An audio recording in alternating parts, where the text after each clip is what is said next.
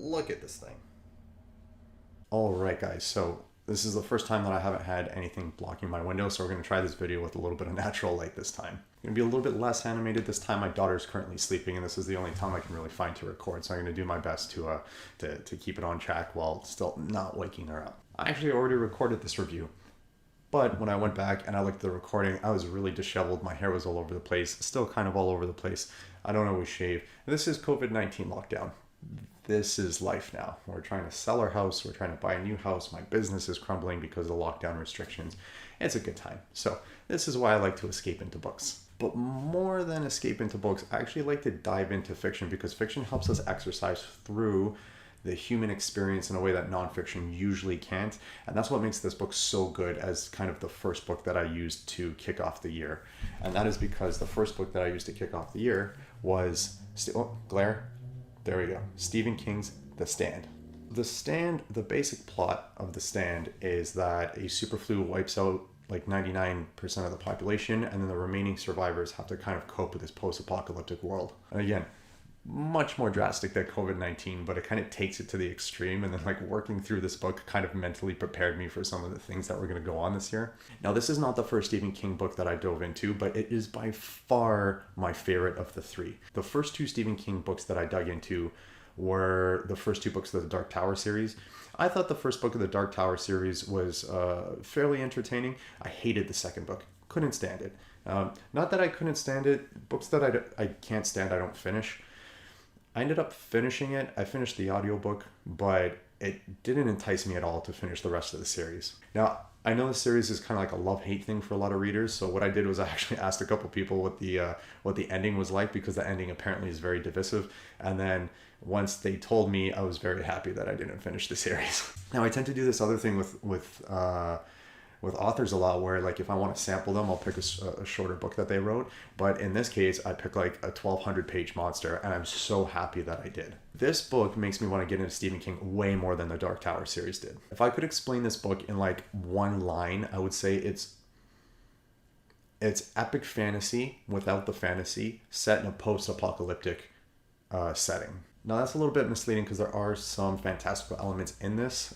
If you look up the explanation for what genre this is in, it's sometimes quoted as fantastique, which I know is something that I don't think is very popular these days. But if you have read Clive Barker, which I have, it kind of falls within that realm. Now, the funny thing is after this book, I went back and reread The Great and Secret Show, which I loved by Clive Barker when I first read it. The problem is once I went back to it, I actually didn't vibe with that book nearly as much as I did the first time around. I think the first time around, I was kind of like enamored by how weird it was. And then next time I came around, one of the reasons why I did is because one of the characters in The Stand, his name is Randall Flagg, and he really reminded me of the Jaff from Clive Barker's The Great and Secret Show.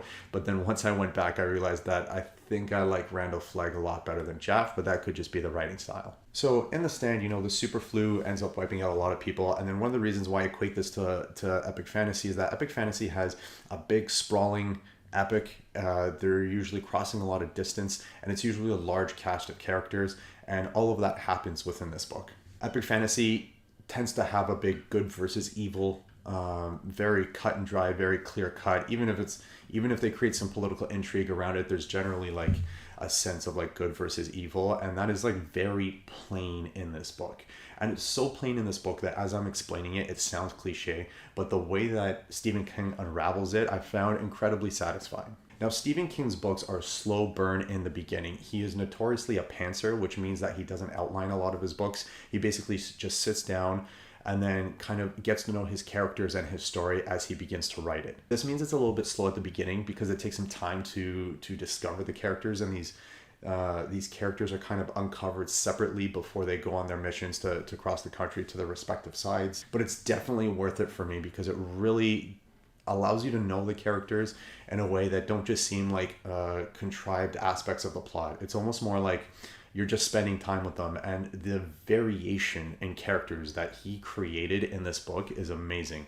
From Stu Redman, which kind of like strikes us as like your standard protagonist, to Harold's arc, to Nick Andros, who is amazing.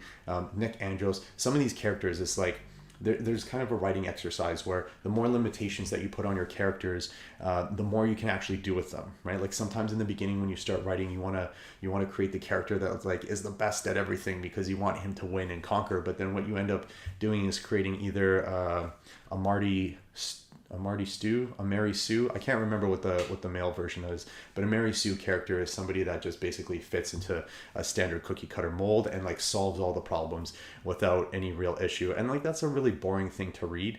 And what Stephen King does instead is he gives you people like Nick Andros, who is deaf. And how is this guy, the deaf guy, gonna navigate this kind of world when there's even less infrastructure, less people that can help kind of support his way of life? You have people like Nick, you have people like Harold, you have people like Tom Cullen, who is just so awesome. I love Tom. Randall Flagg, who is kind of like the evil force. Mother Abigail was all right. She was kind of like the main good force. And this is all on the back cover. So like basically these people are drawn to one of two factions. The good faction, or the good people, are they'll go towards Mother Abigail, who has this ranch, I believe, in Idaho.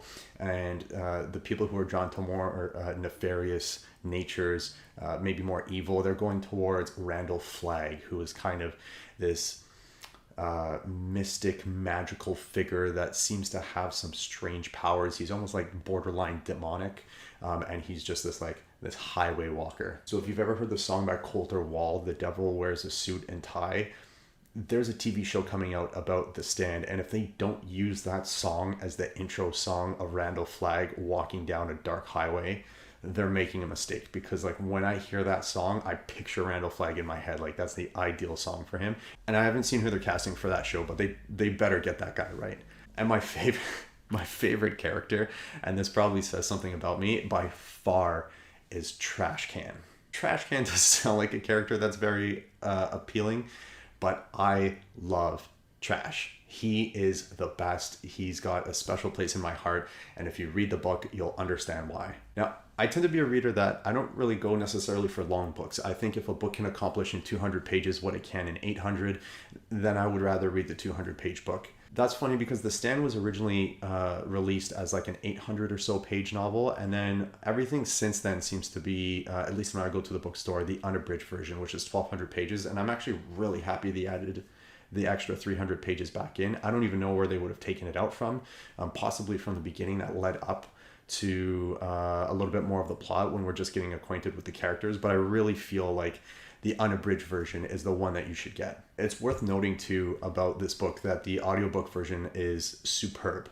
This tends to happen with more popular authors anyway. They tend to get a much better production value, much better voice actors, and the people who do The Stand were fantastic. Now, I usually hate giving star ratings for books because I never really know what they mean. Like, I could have 2 5-star ratings and I give them those 5 stars for completely different reasons, and it doesn't really inform me a lot about the book, which is why I don't typically give those kind of ratings when I'm doing my video reviews, but I would give this 5 out of 5 stars. And I say that because a lot of my friends, my reading and writing friends, they know that I like a little bit of a literary bend to a lot of my novels. I don't just like something entertaining. I like something that I can chew on, that I can think about for a little while, that sticks with me, which isn't to say that like just fun, entertaining reads aren't worthwhile or aren't worth your time or aren't very valuable. They absolutely are. And that's why I've reviewed those kind of books here as well. And I wouldn't say that The Stand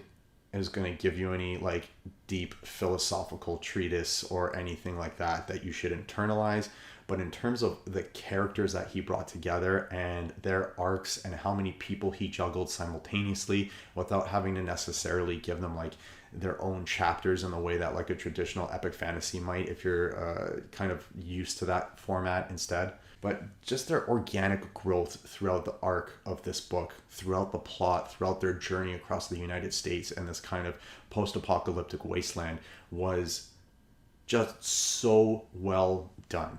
After I was done reading the Dark Tower series, I was like borderline ready to just give up on Stephen King and just chalk it up to not my style. But after reading The Stand, I'm 100% going to dive back in.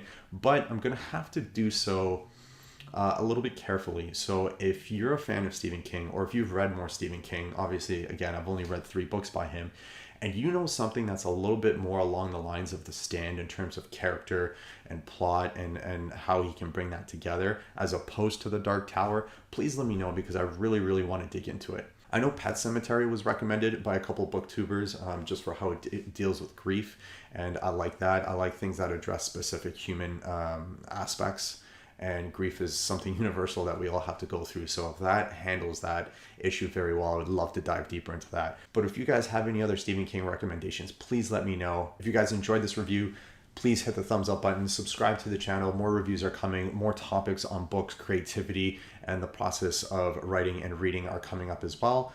And I hope to see you guys on the next video. Os.